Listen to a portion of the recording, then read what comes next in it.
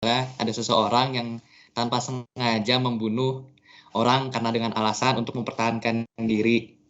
Nah, tapi dia ngebunuh itu dengan cara tidak sengaja gitu. Nah, itu termasuk pelanggaran HAM atau tidak? Uh, Kalau secara pertahanan diri emang ada hukumnya tersendiri kalau nggak salah. Jadi tentunya yang namanya mengambil kehidupan atau nyawa orang secara paksa termasuk pembunuhan. Tapi secara hukum dalam artian pidananya ya pasti lebih ringan lah dibanding pembunuhan berencana. Oke, ada lagi. Keren-keren ya pertanyaannya. Ada lagi yang mau nanya? Nggak ada, sekarang aku Canggih. Sekarang Bapak Nggih. Canggih, dengar suara Bapak? Dengar, Pak. Beberapa hari yang lalu, saya lupa ya. Beberapa hari yang lalu ada sebuah peristiwa. Apa pendapatmu ya? Saya hanya menceritakan sebuah peristiwa dan apa pendapatmu ya. Jadi terserah kamu menilai dari sudut yang mana ya. Ada sebuah peristiwa di mana misalnya seorang dokter masih muda, dokter muda, dia berpacaran dengan laki-laki. Ya. Saya juga nggak tahu kenapa dokter ini kok tiba-tiba hamil. Artinya bahwa dia seorang dokter loh, gitu. Dia seorang dokter kok bisa gitu. Masih posisinya dia masih pacaran loh ya, masih pacaran. Sampai akhirnya dia minta pertanggungjawaban kepada orang tuanya si laki-laki. Tetapi respon daripada orang tua si laki-laki itu dia tidak merestui, ya, tidak merestui hubungan mereka. Walaupun keadaannya si perempuan atau dokter tadi itu dalam keadaan hamil. Saya membayangkan apa yang ada di dalam benak, hati, pikiran dari dokter itu. Dia hamil, tidak direstui, dia akhirnya mungkin pikirannya cepet. Saya nggak tahu nih dokter lulusan apa juga saya nggak tahu ya.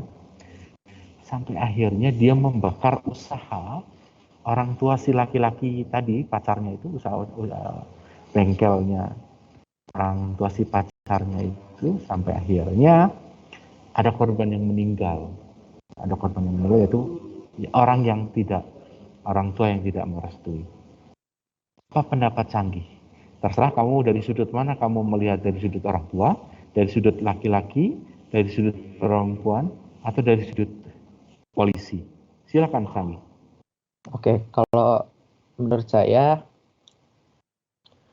kesalahannya tuh dimulai dari awal kan. Yang pertama ya ngapain juga gitu, masih belum punya hubungan secara sah, kenapa sudah berbuat kayak gitu.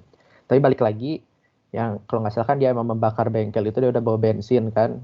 Ya harusnya kalau misalnya dia emang udah orang dewasa harus bisa mikir lah resikonya gimana. Balik lagi kalau sampai memakan korban, apalagi sampai meninggal kayak gitu, ya udah nggak etis juga lah ya.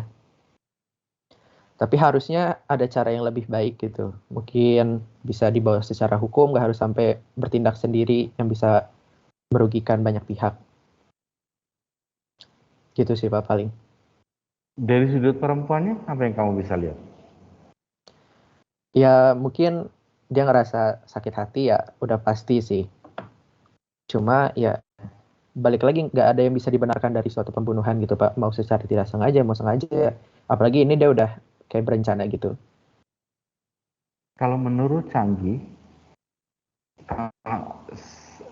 misalnya Canggih sebagai seorang perempuan dokter tadi yang hamil, mungkin dia kebayang kalau dia melahirkan tanpa di akte kelahiran tertulis ibunya misalnya Kartini, misalnya ibunya si dokter itu namanya Kartini gitu, atau Mawar deh, dokter Mawar misalnya, tapi ayahnya di situ, ayah di strip kosong. Kebayanglah anaknya bagaimana, Canggih. Iya benar. Tapi kayaknya kasus itu juga terjadi dari ke ribuan anak di Indonesia gitu, dan ibu-ibu yang lain juga nggak semuanya melakukan tindakan kayak gitu. Bukan maksudnya memaklumi ya, tapi ya harusnya ada cara-cara yang lebih baik lah pastinya. Jadi kamu membenarkan bahwa akte kelahiran tertulis ayahnya kosong begitu, Canggih? Ya enggak, maksudnya ya dalam penanganan permasalahan ini kan jatuhnya pertama ke secara pribadi dulu kan. Ya pastinya ada cara-cara yang lebih baik, bisa mungkin diajak bicara baik-baik lah, atau misalnya kalau sampai tidak ada persetujuan sama sekali ya bisa dibawa secara hukum tuh. Oke. Canggih. Canggih saya kasih nilai 100 ya Canggih. Makasih Pak. Thank you. Satu lagi deh, cewek, silakan. Cewek, monggo yang mau presentasi. Saya nggak mau nunjuk nih, cewek monggo.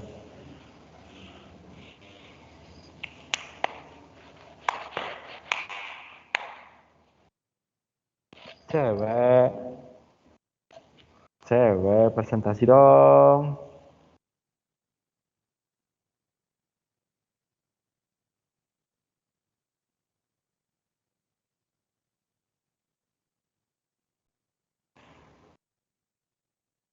Gak ada, berarti saya pilih Kristela Cantika Putri, silakan.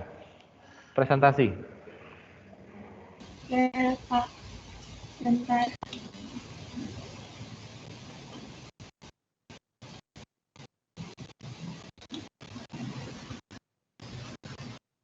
Udah kelihatan belum, Pak? Bentar, belum. Indonesia sebagai bangsa yang kuat dan besar. Terus warna emas yang di burung Garuda itu melambangkan kemakmuran dan keagungan di Indonesia. Jumlah bulu menunjukkan tanggal kemerdekaan Indonesia dengan 17 bulu pada masing-masing sayap menunjukkan tanggal kemerdekaan, 8 bulu pada ekor menunjukkan bulan kemerdekaan, 19 bulu pada pangkal itu menunjuk 19 bulu pada pangkal ekor dan 45 bulu pada leher menunjukkan tahun kemerdekaan Indonesia. Nah, makna-makna yang diperisainya itu, yang pertama, perisainya itu sendiri menunjukkan perjuangan, perlindungan, dan pertahanan Indonesia dalam mencapai tujuan. Garis hitam yang tebal itu menunjukkan wilayah Indonesia dilalui oleh garis khatulistiwa. Warna merah dan putih menggambarkan bendera Indonesia dengan warna merah melambangkan keberanian, dan warna putih melambangkan kesucian. Warna hitam sebagai latar belakang bintang itu menunjukkan menggambarkan alam yang merupakan Tuhan sebagai penciptanya. Jadi itu alam itu dari Tuhan. Nah, bintang itu menunjukkan Indonesia merupakan bangsa yang religius dan percaya kepada Tuhan. 5 sudut pada bintang itu mewakili agama-agama di Indonesia pada saat itu. Nah, setelah itu ada rantai yang menggambarkan hubungan manusia yang tidak terputus dan hubungan timbal balik antar manusia dengan mata. Rantai persegi 4 melambangkan laki-laki dan rantai lingkaran sebagai perempuan. Pohon beringin menggambarkan Pancasila sebagai dasar negara, merupakan tempat teduh bangsa Indonesia untuk berlindung dan merasa aman. Pohon beringin yang memiliki akar yang kuat melambangkan persatuan Indonesia, dengan sulur-sulur pada pohon melambangkan suku, keturunan, dan agama yang berbeda-beda di Indonesia. Setelah itu, makna bata banteng itu merupakan hewan yang suka berkumpul, sehingga menggambarkan budaya Indonesia dengan yang suka budaya itu berkumpul, berdiskusi, dan bermufakat. Kepala bandeng diumpamakan dengan mengambil keputusan harus secara tegas dan adil. Padi dan kapas melambangkan dua hal yang dibutuhkan manusia. Dengan padi disimbolkan dengan makanan dan kapas disimbolkan dengan pakaian, sehingga melambangkan setiap warga Indonesia berhak atas pangan dan sandang secara adil dan setara, tanpa membeda-bedakan suku dan agama. Kita bertulis Bhinneka Tunggal Ika ini memiliki makna berbeda-beda tetapi tetap satu jua, sehingga melambangkan Indonesia walaupun beragam warganya tetapi tetap satu. Nah, makna ketuhanan yang Maha Esa, yaitu yang merupakan simbolnya bintang. Makna sila ini menyatakan Indonesia percaya dengan adanya Tuhan dan adanya keberagaman agama yang sama-sama menjunjung tinggi nilai ketuhanan. Ini merupakan sila satu yang menunjukkan ini merupakan pedoman paling pertama bagi setiap umat manusia. Perbuatannya sesuai adalah contohnya beribadah setiap hari Minggu. Yang tidak sesuai itu makan di depan orang yang sedang puasa.